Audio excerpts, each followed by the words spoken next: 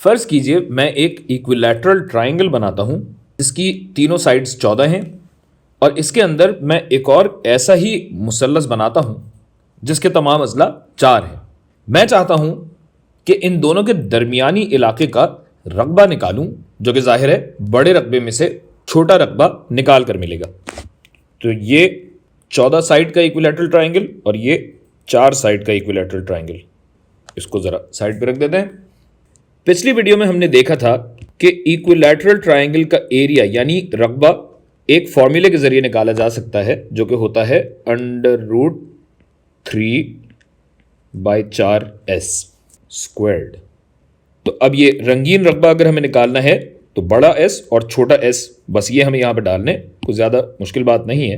तो ये एरिया हो जाएगा √3/4 बड़ा वाला 14 का स्क्वायर्ड माइनस, इसका ज़रा मैं रंग बदल दूँ, हरा कर देते हैं, और छोटे वाले का रकबा हरे में लिखेंगे √3/4 और ये होगा 4 का स्क्वायर्ड।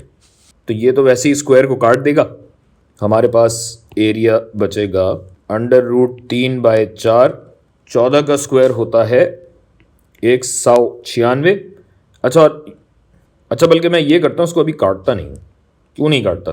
क्योंकि ये भी तो मैं कर सकता हूँ कि √3/4 यहाँ पे कॉमन है तो इसको मैं बाहर निकाल लूँ और यहाँ मैं सीधा सीधा सब्ट्रैक्ट कर दूँ 4 का स्क्वायर्ड, जो कि होता है 16, और इसको जब आप कैलकुलेट करेंगे तो आपके पास जवाब आएगा 45√3, जो कि बराबर है तकरीबन 77.94 के।